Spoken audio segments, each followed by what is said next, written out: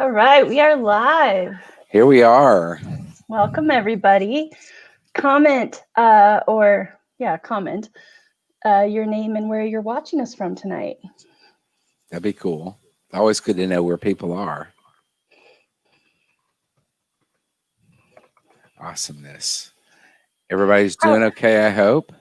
Yeah. How are you tonight, Dr. Scott Wright? I'm doing well. Everything's great here in Austin, Texas. Very excited to be here with everyone. So, yeah, everything's great. I'm watching from Columbus, Ohio, and our fall is moving really fast. You know, we went from leaves starting to turn to trees with no leaves in the last couple of weeks. I mean, there's still plenty of color, but it's coming on quickly. It's just barely starting to turn fall colors here. So yeah, well, you're on a different latitude. Oh, wow. We've got people from all over the place. Charlotte, North Carolina, Miami, Florida, U.S. Virgin Islands. Nice. Oh, my. Yeah. Virginia. Richmond, Virginia. Yeah. Yeah. This is great. Excellent. Excellent. All right. Well, we appreciate everybody watching tonight. Feel free to type in your name and where you're from. We just always love to see. And this is week 3 in our series. So here at Mapped, we are trying to help people through the pre-med process as opposed to just through the med school application. Right. We want to help folks be thinking ahead the next few years, how they can shape themselves better for a career in medicine. And so part of that is helping you to think about the attributes and qualities that med schools want to see in their student bodies. So Dr. Scott Wright, I'll spotlight on him here for a sec. This fellow, he's been he's been in medical education for 25 years now. Yep. Served as a dean of undergraduate education with pre-health advising, served as a former director of admissions at UT Southwestern Med, was the executive director of TMDSAS. Scott, is it your birthday? No, it is Mika's birthday. Oh, hi. Happy birthday, Mika. Sorry, I missed that. Mika. I was like, why is everyone saying happy birthday? Happy birthday, Mika. Right. Woohoo. So I'm Rachel Grubbs. I'm one of the co-founders of Mapped, and I'll be around. I'm going to be answering, moderating questions, comments in the chat as we go. And then we'll be leading a questions and answer session live at the end of this. So you guys will see me again in, maybe 45 minutes. But right now I'm going to hand over to Scott Wright so he can take us through tonight's session. Excellent. Well, good evening, everyone. It's great to be here with all of you, and I'm excited to share the information and kind of share together as we talk about these 6 personal traits. It's very exciting to do this for me. I feel strongly about this the topic, and I feel it's really applicable to everyone as humans. It's certainly applicable. The topic is these 6 personal traits to future clinicians, and so really that's why we're talking about it. That's why it's important for us to discuss. And the AAMC identified for medical students, incoming medical students, a number of different competencies, these being the pre-professional competencies that you see on the screen here. And this was probably about 10 years ago that these were identified and really put forward as this is what medical schools expect to see from incoming medical students. So from pre-med students, these are the competencies that they're expecting to see in you. And so I think it's worth us spending this time together to talk about these important qualities as we go along. And in order to understand them well, what I've done is I've coalesced them together and chopped them up in a little bit different way. So I took these 9 and put them into 6 personal traits that we are talking about over these next weeks. The first week we met together, we talked about altruism and the importance of being others-oriented, others-centered, focusing our lives and our efforts on the importance of others around us. Last week, we talked about humility and the importance of humility and the importance of really having a modest sense of our own selves and not not inflating who we are to those around us. And tonight, what we're going to talk about is self-awareness. Self-awareness is super important as you'll see, when it comes to clinical activities in some very specific ways that I think are potentially life and death issues for people, for clinicians, for patients if clinicians do not behave in appropriate ways. And so we're going to tease this out and understand better what self-awareness is all about and how we can think about it in the clinical setting, but also in just our everyday lives, how this can make us better human beings and make us better people in general. So we can really define self-awareness as, and I love this definition, the conscious knowledge. Now that's important, conscious knowledge. So this is involving some thought process on our part. The conscious knowledge of a number of different things in terms of ourselves, our character, our feelings, our motives and desires. So look at those four things. So we're consciously aware of, we're consciously knowledgeable about our own character, what that's all about, who we are morally. We are talking about knowledge, conscious knowledge, thoughtful knowledge about our feelings, our emotions.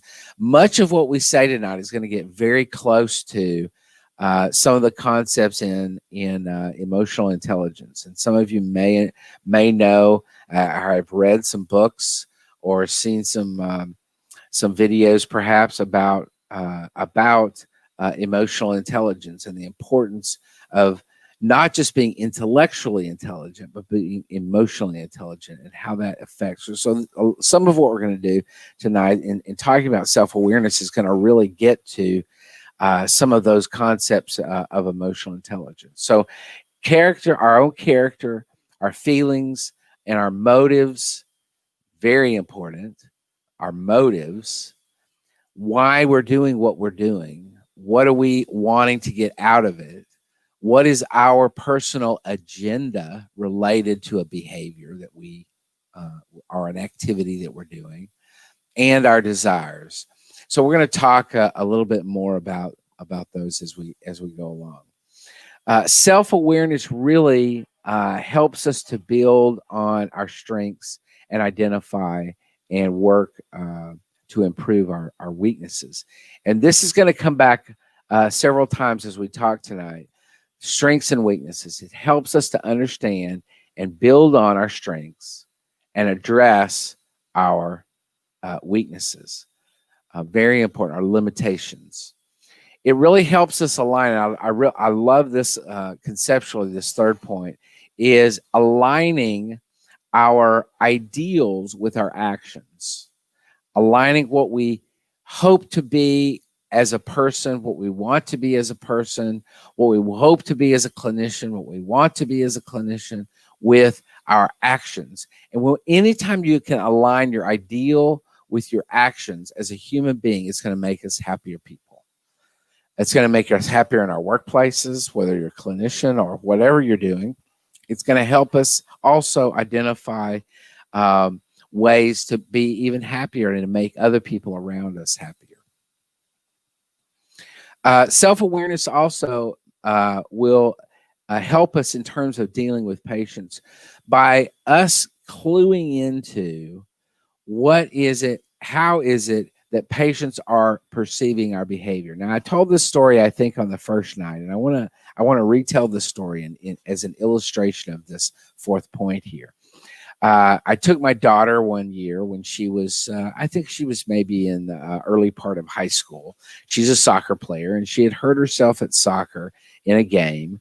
And we were going to the orthopedic surgeon to get it checked out and to find out what we needed to do to help her get better.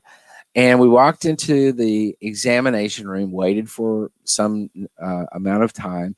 The doctor comes into the office, into the exam room. He's in there with us for probably somewhere around 10 minutes, maybe a little bit longer, but not much longer than 10 minutes. Talk to us about her injury, and then explain to us kind of what his recommendation was for us to move forward. Not once during all of that time, not once did he actually look at either one of us. He looked at the floor, he looked at the ceiling, he looked at the window, he looked at the x-ray. He never once made eye contact with either me or my daughter. This is clearly relevant to this fourth point here, is the clinician not understanding how we as the patients are perceiving his behavior, because we perceived his behavior as he didn't really care about us. He wasn't very interested in us as people. He was interested in the problem. He was a problem fixer. And so he was interested in the injury and what he was going to do to fix the injury. But our perception was he was not interested in us as individuals. That is not what we want as clinicians in our society. It made us feel insignificant. We were just an injury, and that was it. So the fifth point here, it can strengthen our relationships by helping us manage our emotions. This is a tough thing for some people, is to manage their emotions. Anytime we can manage our emotions well, this getting back to the issue of emotional intelligence, is going to help us strengthen relationships. And this is true for work relationships with team members, with other physicians, with nurses, with PAs or other healthcare professionals, office staff. This is also beneficial in helping us manage our relationships on a personal level, whether it's family members or friends or other relationships that we have. This is what it enables us to be better at these relationships, is by managing our emotions well. This idea of self-awareness, this idea of being consciously aware, consciously knowledgeable about our own character, our own moral fabric, what we choose to accept as right and wrong. Also, in terms of our feelings, our agenda, our personal agenda, and the desires that we have relative to now and the future. So self-awareness is, crucial, as you might be able to see. Now, there are a number of attributes of self-awareness that I want to run through this evening. And the first one is a stable sense of identity. Now, for most of us, identity building is an evolution. It is not something that all of a sudden one day you have a personal identity, you have a sense of who you are and what you're all about, or where you're going, et cetera, et cetera.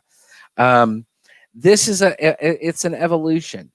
Small children have very little self-awareness of their identity, very little, an unstable sense, and particularly as we get into teenage years.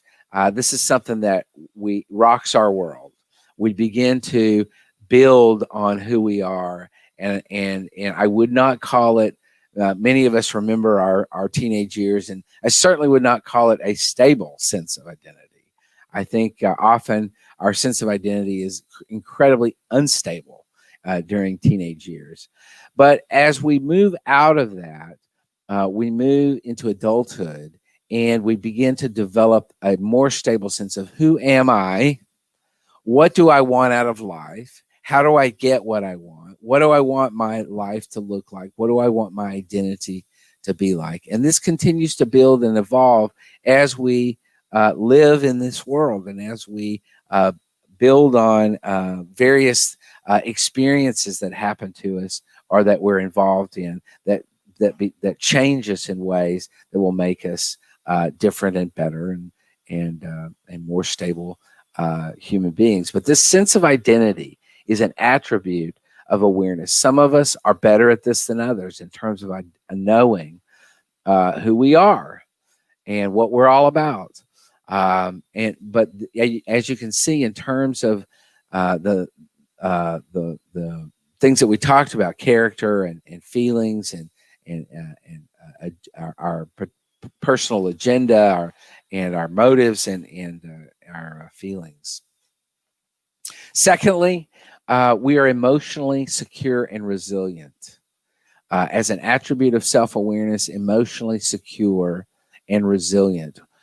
Resilience, we're going to talk about a little bit more here in a few minutes. A very important quality for clinicians, particularly with regard to their own frailty in their ability to deal with some problems that patients will present to them. Not all problems are solvable in the biological world. Even with modern technology, even with modern pharmaceuticals, not all problems are going to be fixable, or will we be able to deal with them in appropriate ways. And so an attribute of self-awareness is this issue of being emotionally secure enough to deal with difficulties that come around, and being resilient in the face of those. And again, we'll talk about that here in a bit. Thirdly, realistic. We have, as an attribute of self-awareness, a realistic sense of our own limitations. Now, can you imagine how important this is in a clinical setting? Being realistic about your own limitations as a human being, but in this context, even more importantly, as a clinician. This is why we have specialists. When I go to my primary care doctor and my primary care doctor says, I'm concerned about this particular issue. I had some kidney problems not too long ago, and he was concerned about some issues related to my kidneys. And what he realized was, this is outside of my expertise, my level of expertise. You need to go to a specialist. In other words, what he recognized was he was limited. He had limited information with regard to kidney function and what my particular issues were. So he sent me to a nephrologist to get more expertise. That is a recognition of limitation. The lack of recognition or the lack of a realistic sense of a clinician's limitations can, in fact, kill people. Don't presume to know everything. When we're self-aware, we don't presume that we know everything. Now, this is not just about intellectual knowledge. This is about situational awareness.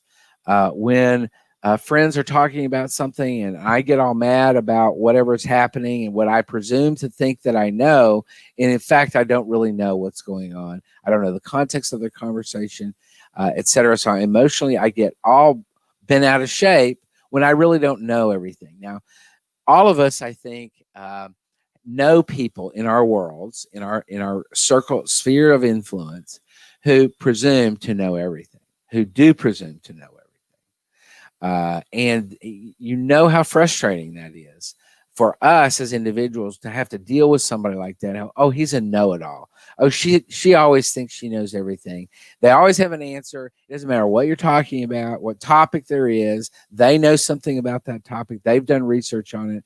I have a couple of friends, not great friends, that are like this, and it's incredibly frustrating to deal with them because, and you can almost see, and at times you can exactly see, they begin to spout off about some topic, and everybody kind of rolls their eyes. It's like, okay, here we go again. You probably have experienced people like that in your life. So these are the attributes of self-awareness that we've discussed: a stable sense of identity, being emotionally secure and resilient, having a realistic sense of your own limitations, and not presuming to know everything about anything or even a few things. Rarely do we as individuals know everything about even a few things. So how do these get expressed behaviorally? This is where the rubber really meets the road.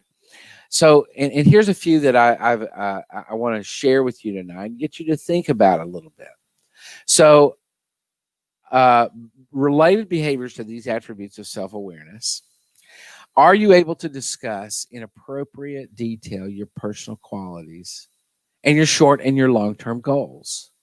Can you discuss with someone, a friend, a family member, a colleague, your personal qualities?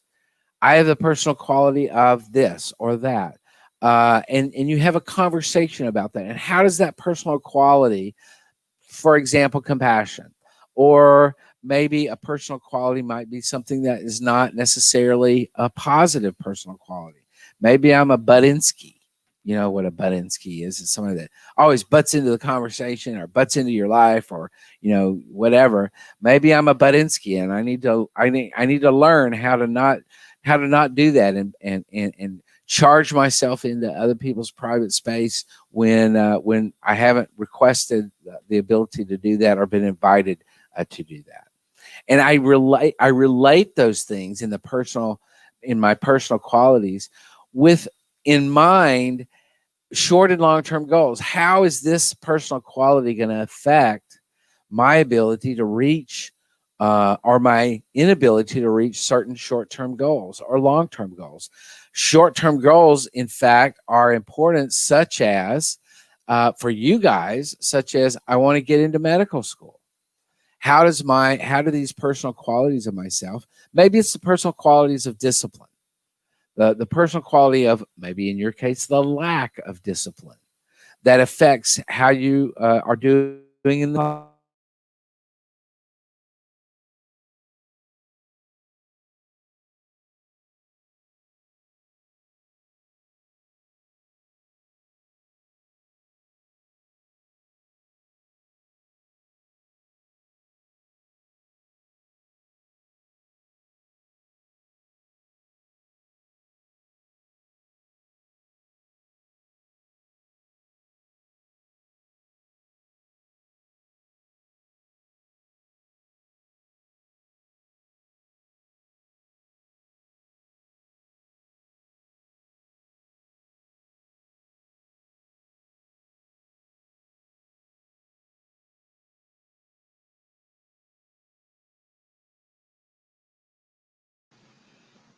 Hi, guys.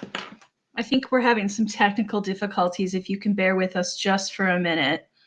I see some of you have typed in.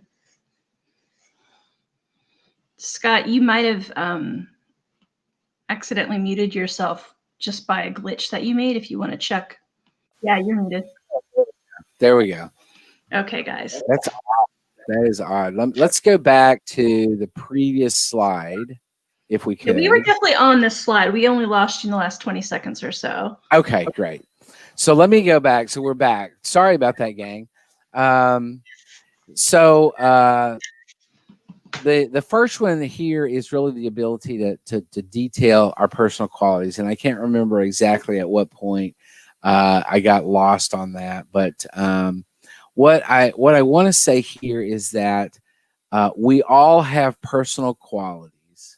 It is important for us to be able to detail um, who we are relative to those personal qualities, whether they're positive or negative, uh, limitations or strengths, and how they affect what we want to accomplish in terms of short term goals and long term goals.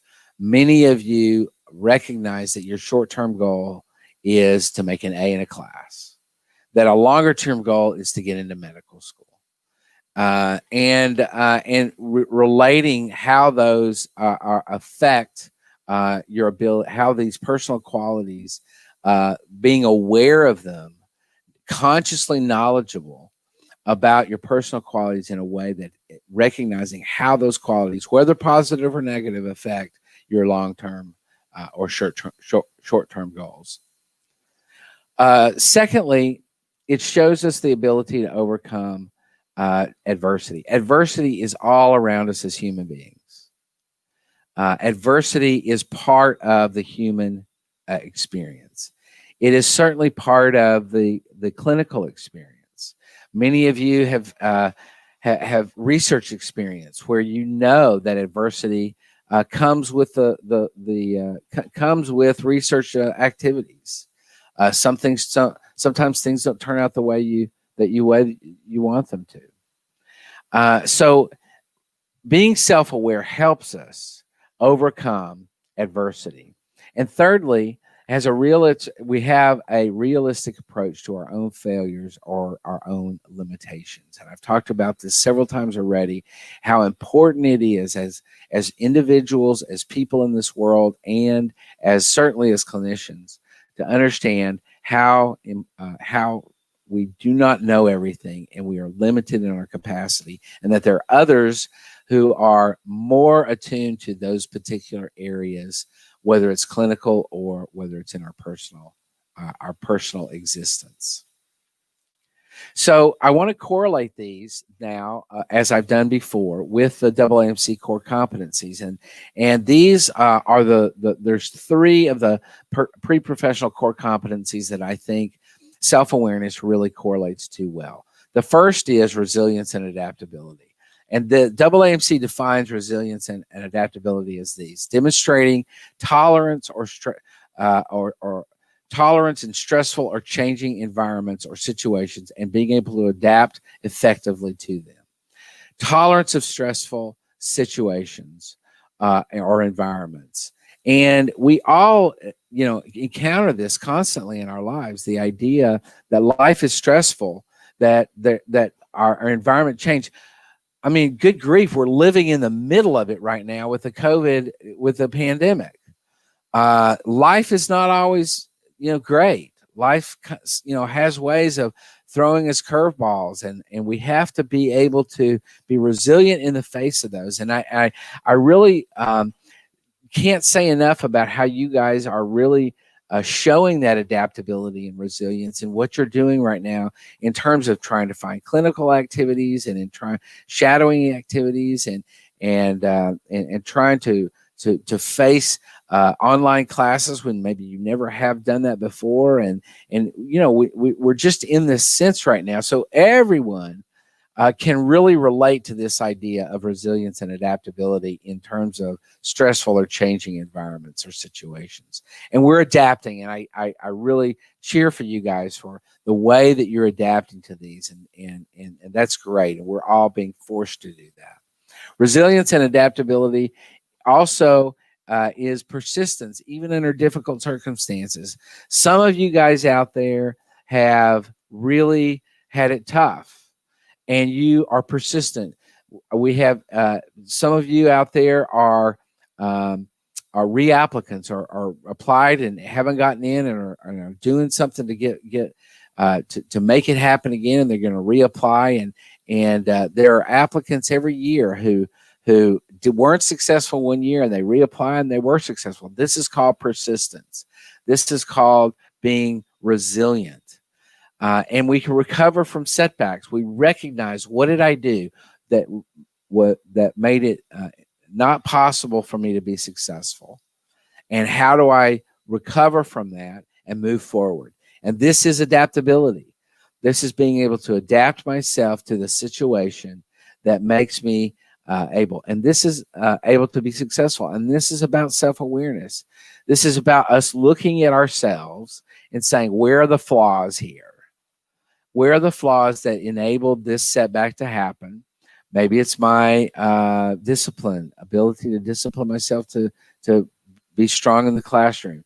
Maybe it's other character flaws that need to be addressed. Maybe it's adapting to a situation that you had no power over, but you roll with the punches and you adapt and you move forward, and you're resilient in that phase. Secondly, a correlated AAMC competency with regard to the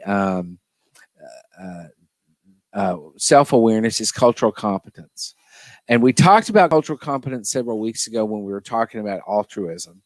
And I want to mention it again this week with regard to self-awareness. This is the idea that, and being aware that my culture is not the end all and beat all of all cultures. I am self-aware to know that my culture has flaws and problems.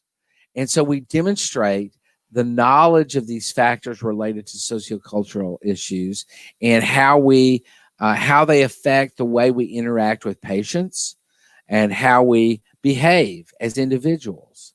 We show our appreciation for diversity and the multiple dimensions of diversity. It's not just about race and ethnicity. It's not just about sex and gender.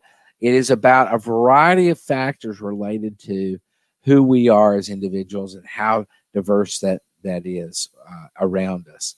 We recognize and address bias in ourselves, recognizing that we're self-aware enough to know, we're knowledgeable enough about consciously to know that I have biases that are built into me, that have been built into me by experiences and by family situations and etc. that I need to overcome. But I recognize those biases within myself. And finally, we engage with others when we are in a work environment, such as in a clinical environment. So the third AAMC core competency that I think really relates here in terms of self-awareness is ethical responsibility. And we also talked about this one a couple of weeks ago with regard to altruism. But that is that we behave in an honest and ethical manner. In other words, this gets back to our character and being self-aware, being knowledgeable, consciously knowledgeable about my character. And we cultivate integrity, whether that is in an academic setting or whether that's in a personal setting. We cultivate that in terms of how we are relating to those around us being the individuals around us, but also the collective around us, society and our workplace, etc. We adhere to these principles and we follow rules because rules are there to be that we move forward in them. We resist peer pressure, and this is really important, I think, in medical school, because there will be peer pressure to do certain things that you've probably experienced in both high school and college. That there's often peer pressure to behave in unethical ways, and so we reject that and we behave in honest ways, and we encourage others to as well, and we develop and demonstrate reasoning that is both ethical and moral. And these are, again, the expectations of pre-med students upon entering medical school, that they are going to have this sense of ethical responsibility. And these ethical responsibilities are only expressed behaviorally when we are consciously aware of where we're strong and where we're weak related to our character and how we behave in stressful situations. So I have several questions here that I want you to think about and that I think will help you kind of grow a little bit. And I want you to think about these. These are not for us to answer out loud, or I'm not going to answer them, but I'm going to ask the question, and then I'm going to ask you to just think for a few seconds about this and maybe jot these down and think about them later. The first one is, what are 3 things that you are really good at? What are 3 things that you are really good at? And they can be things like listening or chemistry or whatever. Now detail 3 things that you need to improve. This is harder. What are the 3 things that I need to really work on? Maybe that's empathy. Maybe that's organic chemistry. Maybe that's a sense of compassion to those around us, or the ability to drive down the road without getting mad. It's definitely something I need to work on. So what are 3 things that you're really good at? And now, what are 3 things that you need to improve on? So second question that I'd like for you to think about: How has adversity affected your life and your personal evolution? How has adversity affected your life and personal evolution? Adversity affects all of us, and this is a question that's not necessarily uncommon on secondary applications, where medical schools want you to tell them about a time where you had adversity and what you did and how you adapted to that adversity in your life. A lot of them are focusing, the secondary apps right now are focusing on COVID in terms of how has COVID affected your life and how are you working to overcome those effects in terms of workarounds and stuff that you're doing. How has adversity affected your life and your personal evolution? And this is not just the what. What has it? What have the effects have been? But this is how have you been able to overcome? This is the so what, not just the what. And finally, can you discuss a time in your life when you failed at something and what you learned from that experience? In other words, where is a time that somebody told you, no, you cannot do that? And how did you react to that? And how did you overcome that? What did you learn from that experience of getting told no? So think about those three questions, maybe tonight or later this week, um, as you go through your study routines, or maybe your personal life, or maybe tonight when you lay your head down on the pillow and are about to go to sleep. Think about what are my weaknesses, what are my strengths, what's that all about? And that's self-awareness. That is consciously working in your mind on these things. So maybe even do that. So our painting for tonight, every night I illustrate the characteristic with a painting, and so tonight we have Vincent van Gogh. Vincent van Gogh. This is from the 19th century. This is his self-portrait. Now, obviously, Vincent van Gogh is a very interesting character. He's very famous, clearly, and he is somebody who um, really can affect us in a lot of different ways. He's a tragic figure in art history, and but this particular painting I like because I think what it illustrates is this idea of struggle. And what we see in this painting, this piece of art, is the occasion when Van Gogh, in fact, wounded himself, his ear, where he was in such turmoil emotionally, and and what I would say is this is a great illustration of us, of maybe someone who did not deal with self awareness very well, and and our goal being to overcome by looking at ourselves in the mirror, being able to critically understand who we are as individuals, and being productive in reacting to those things that we see. So that's self-awareness for tonight. um, I hope that's been helpful. I hope it's been instructive for you. I want to remind you, in terms of, before we get to a bit of a Q&A time, that MAPT is here for you, but in two different ways, really. Obviously, the software solution is around for you to use, and we're very excited about the software that you all are hopefully experiencing, that calculates GPAs for you, helps you reflect on your activities and competencies, helps you research medical schools that you might be interested in applying to. And as you know, you have a 14-day free trial. You don't have to have a credit card. You don't have to input a credit card, but you have a 14-day free trial where you can really go through and test it out and see if it's something that you want to work with. But also at MAPT, we have one-on-one advising if you're interested in getting deeper into some of the issues that are related to going forward with your medical school aspirations. We do general pre-med advising. We do application cycle advising. We also do essay feedback. where we will edit and give you recommendations on essays as well as activity descriptions, both personal statement as well as other essays, depending on what you want. And also interview prep, so that when you get to the time where you're almost at the interview stage and you want somebody to help you prep, we can do that as well through both streaming video stuff and as well as in other ways.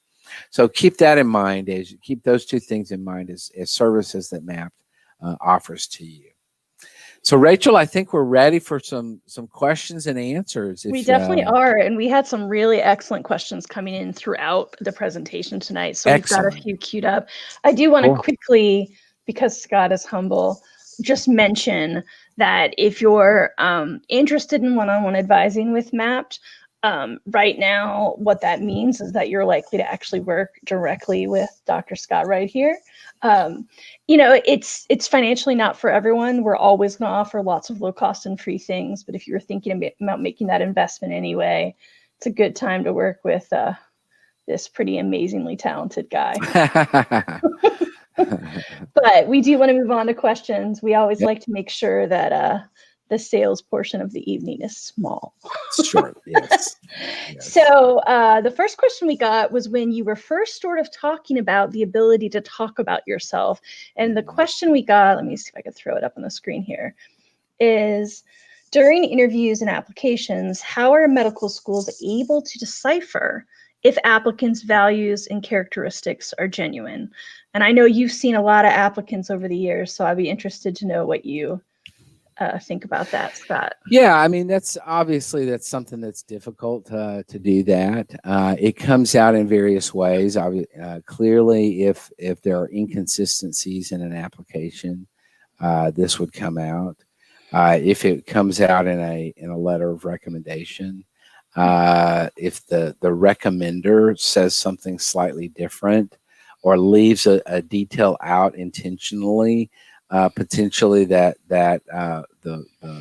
is somewhat divergent from the application information. Also, in an interview setting, clearly, this would be something that would potentially be detected. But I think this is a good question. But I think these medical school admissions officers are pretty good at figuring out stuff and stuff. But obviously, what my more important issue here is not really related to, well, I can lie my way through the application and get on with what I want to do. What difference is it going to make? They're never going to figure it out. That if you have that kind of attitude, then that's going to spill over into other areas of your life and potentially come up in an interview setting or in other areas of the application. But honestly, it might be difficult to decipher. It might be easy to decipher. It would depend on the situation or the individual student. Yeah, and I mean, I think with respect to the person asking, I'm sure they're thinking more in terms of like, how do I present myself in a way that seems genuine, as opposed to like, what can I get away with? Like, I don't. Oh yeah, no, we're absolutely. not ascribing that to you at all. Well, what I encourage students to do is don't just approach it with, I want to seem genuine to these medical schools. Approach it, I want to be genuine. Mm-hmm. If you be genuine, then you will seem genuine. Yeah, the other thing I'll kind of mention is, I mean, certainly adcoms don't have crystal balls, right. We're not magic mind readers, but when you work with future doctors year after year, I mean, Scott's been doing medical education for more than 20 years, so have I. At this point, everyone is a unique individual, but a lot of the pre-med stories are the same, right? So you start to kind of know the patterns. Mm-hmm. So, I mean, again, I try to not presume, I try to be self-aware and listen, but I can often spot trouble. If a student is struggling with something, sometimes I can see that struggle point before I hear the student articulate it. Right. And, you know, as a good listener, I try to just go, okay, put that away and keep listening. But you do sometimes see it coming. So I think that, I guess the short answer I'm trying to say is experience tells. You know, they didn't just Yes, that's interview that right. person. That person went on to get accepted at some med school, and we saw how they performed. And then you start to be able to tie the behavior, the Right, application and the interview to the actual school performance. And right, hopefully we get wiser. right. That's right. That's right. All right, let's go on to the next one. Are there ways to learn about or practice situational awareness? Oh, I love this. For myself, experience in working with people has been the best way to practice this skill. Oh, absolutely. Experience is the best way to practice situational awareness. I agree with that completely. It is very telling, and you can tell often in the application process, and particularly in interview settings, when students have very little experience with life, and this is often the case where we have younger applicants where there hasn't been a whole lot of experience. Applicants who are, let's say, we've had applicants to medical school who rushed their way through high school, and they're 17, 18 years old when they're applying to medical school. And situationally, they've had very few experiences, and they are unaware of the world around them, and they're unaware of themselves. And this is what causes pause for admissions committees in those cases. And so I agree completely. The best way to practice the skill of self-awareness is through experience in working with people. Completely agree with that. Yep. This is one of the reasons why I think getting out into the world, getting a job, having to work, working, whether it's health related or not, working a job. I worked my way through college, part-time retail, and I learned so much working in retail as a young guy, in terms of how to deal with coworkers, in terms of how to deal with bosses, in terms of how to deal with customers. I mean, just learned a whole lot. Oh, yeah. Another good one. To what extent? Now, what I love is this question came up before you talked about recognizing failure. So they were Uh-huh. on the track you were taking us. Right. But the question is, to what extent do we discuss our failures in the name of being transparent and trying to show resilience and adaptability? Yeah, that's a good question, and I think you have to do that in a limited way in the application as well as very carefully. The application is not something where you spill out your guts emotionally to the admissions committee. If you're talking about a specific situation where you were adaptable and resilient in the face of that, then you talk about it in terms of what you learned from the event and how it's made you a better person, how it's made you more resilient, how it's made you more mature, how it's deepened your sense of self and your sense of those around you, etc. You always want to talk of it in terms of what you've learned and the value that experience had for you. Again, it's not the what, it's not the situation that happened, whatever. It's the so what. Why is this important for me to talk about in this application? Because I'm saying it happened and I value it because it helped me grow as an individual. Yeah, so I think you might have just answered this one, but a Facebook user asked, a lot of interviews ask what your weakness is, which is, weaknesses and failure are often tied. Right. The person says, obviously, you don't want to say something major, but are they really just looking for that self-reflection and looking to see how you're trying to improve it? Yep, absolutely. They're looking for, are you a real person or not? We are all full of strengths and weaknesses. What they're wanting to identify is, are you aware of who you are and what your limitations are? What are your weaknesses? And so I think going into an interview, you should be prepared for answering, which is a very difficult question. What are your weaknesses? And being able to be honest about those, but having thought about that ahead of time. What am I going to say when that issue comes up, to show that I'm aware enough about myself that I've thought about this before? Yep, that's great. Great question. Yeah.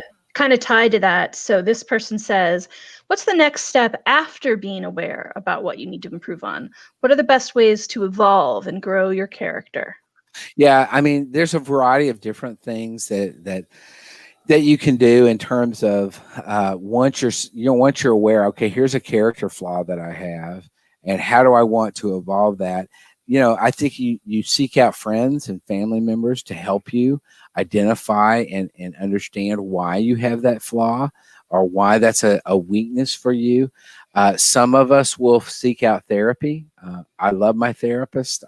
He's one of my favorite people in this world, and has helped get me through a lot of difficult situations and encounters that I've had, and flaws of myself, etc.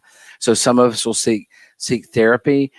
Some of us will be able, reading self-help books and therapeutic type books are often a good way.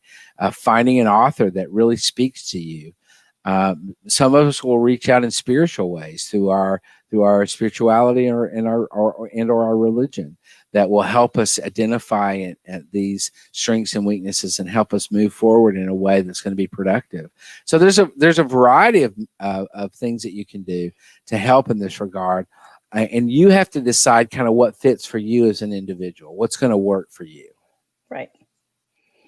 I guess what I would add to that, because I agree with everything you said, is, and be kind to yourself, because habits are hard to break. Oh yeah, absolutely. So much like MCAT scores, progress will not be linear, right? Yeah, You're going to that's have right. some of this up and down, Yep, some of that's the right. twisty backs. It's That's okay. exactly right. That's exactly right. I too am a big fan of therapy, and I'm in therapy, and I highly recommend it. Yeah. And one of the things we talk a lot about is life is a practice, right? Yeah. You keep practicing. Yeah. And also keep in mind, because, sometimes when we talk about therapy, and it's an expensive enterprise. And if you don't have insurance that includes mental health benefits, then it can be very expensive. Yeah. But I would also keep in mind that each of your institutions, if you're in school, your institution has mental health resources available to you. Yeah. And has counseling and various types of courses that you can take that can be very beneficial. And so utilize the resources that you're paying for through your tuition dollars to improve yourself. Yeah. And for our non-traditional listeners and watchers, there's usually more low cost or free therapy, free clinics out there than you think. You just have to be willing to dig a little. Yeah, often they're tied to spiritual organizations or tied to other nonprofits, but if it's something you think you need and your finances aren't there, don't be afraid to research, because there are sliding scales, right? Yes, absolutely. The insurance companies don't pay full price either. Yeah, that's right. That's right. All right. We had a question about MAP. I'm going to skip that for now and come back if we have time, but I'll dig to hear. So when asked about a time where I have failed, can I tell about a time where I tried out for a soccer team but didn't make it because I wasn't passionate enough about it? That taught me a lesson to be passionate in all that I do, since doing something without passion is not purposeful. Oh, I think that's great. That's the kind of example that I think, it's about not what necessarily happened. You tried out for a soccer team and you didn't get in, but it is the so what, and you really call that out right there in your question. It taught me, and then you say it, to be passionate about what I'm doing, because that's why I didn't get on the team. I wasn't passionate about it, and so I think you're dead on right. Absolutely. Great. Yeah, I feel like everyone's really tuned in and listening. I mean, I don't know I think some of our folks now are on their third week with us. So I feel like you guys are really getting what we're trying to lay down. Yeah, absolutely. Absolutely. Somebody shared, so comment versus a question. I love to watch TED Talks too. They have them about emotional awareness, ways to think better. Yeah, another free resource. Oh, absolutely. TED Talks are fantastic, and they're short. You can really dive into them, and you can watch them again if you want to really understand and deepen your knowledge. So absolutely agree completely. Now here's something interesting. What are your thoughts on toxic positivity? Being too kind to yourself, could that stop you from reaching your goals? Yeah, I think I like that. Toxic positivity and being too kind to yourself what that means is you're not looking honestly and in a hard way at your own weaknesses, and you're treating yourself with real you're not treating yourself well by that kind of mentality. I think we all have things that we have to work on, and we all, while we don't want to beat ourselves up over and over and over again about situations in the past, I think we have to learn from them. And sometimes we need to beat ourselves up when we do something stupid, or when we don't when we don't pursue. If you don't do that, if you don't treat yourself to a little discipline every now and then it can lead to being soft as an individual. And soft individuals emotionally are not strong in medical school typically, and have a difficult time in as a clinician because of the difficulties they face in the clinical world. Yeah, and I guess I think toxic positivity might have like a couple different interpretations. So one of the ones that sometimes we hear about is people who just want you to be sunny when you're not. Oh, absolutely right. So if I come to you, Scott, with a problem and I'm just really stressed about it and I'm anxious and I'm not ready to be positive because I'm so worried. Yeah. And then you say, I'm sure it'll be fine. Yeah. I might not be ready to hear that, right? I might need a couple days to just be upset. So I guess I would say beware of that kind of toxic absolutely from others, because it is okay to sit if sometimes life is so stressful that you have to take that mental health day and take the day off. Absolutely. But then I think, getting back to Scott's point, discipline serves us when motivation fails us, right? Like, I am not inspired every day. That's right. But I can be disciplined every day if I choose to be. Now, I'm much more disciplined about some things than others. Right. Aren't we all? Discipline is still a practice. But yeah, I wanted to address that other part of toxic positivity, because I would just say, steer clear of people who don't want you to feel any emotions at all. Because what we're really talking about is feeling them, but knowing when and how to channel them in a absolutely. You can't be crying harder than the patient you're telling bad news to. Right. That's right. That's right. Let's see. Okay, so I think since it looks like we've covered all the Q&A. Why don't we finish up with the mapped question? Yeah. So I guess this person is a mapped user, and the question is, will there ever be a way to upload an unofficial transcript on MAP to input your grades instantly instead of writing them in one at a time? So this is a great question, and the short answer is I hope so, but no time soon. So that's the short, honest answer. We currently, if you are a mapped user, which I know at least some of the folks watching are, the way we have the system set up is we ask what school you go to, and we're uploading thousands of course catalogs for every school in the United States and even some international schools, so that you can type in part of the course name and populate it. But we still need you to manually enter, what grade you got, when you took it. When you took it. So there's always going to be a little bit of manual entry. We have played with different PDF readers for transcripts, and the issue is that transcripts for schools are not standardized in any way. So, programmatically, there's no way to just say, read this thing and upload it, because there's as many different transcripts as there are students. So it ultimately comes down to hand entering. So yeah, I would love it if it didn't take a long time for you guys. I mean, some of it depends on what kind of course history you've had. A lot of the people I've talked to have said that the course stat entry only takes 30 or 45 minutes, which, isn't super fun, but it does just mean that when you sign on to MAP that first time, that you do have to give it that little bit of labor before MAP starts to give back to you. But I appreciate the question. I wish it was automated, but the answer is right now it's partially automated in the sense that we give you the course listings, so you don't have to type them in full, but you still have to pick the right course and enter when you took it. Great. And we've got a user who's reminding us that there's a debate. So if you're watching live, presidential debate tonight. You want to go jump to the debate, you can. If you haven't voted yet, you need to vote. Absolutely, go vote. All right. Well, I think we're going to call it for this evening, but thank you as always, everyone, for attending. And if you are enjoying this series, we'll be back next Thursday at 8 p.m. Eastern. All right. Bye, guys. Bye.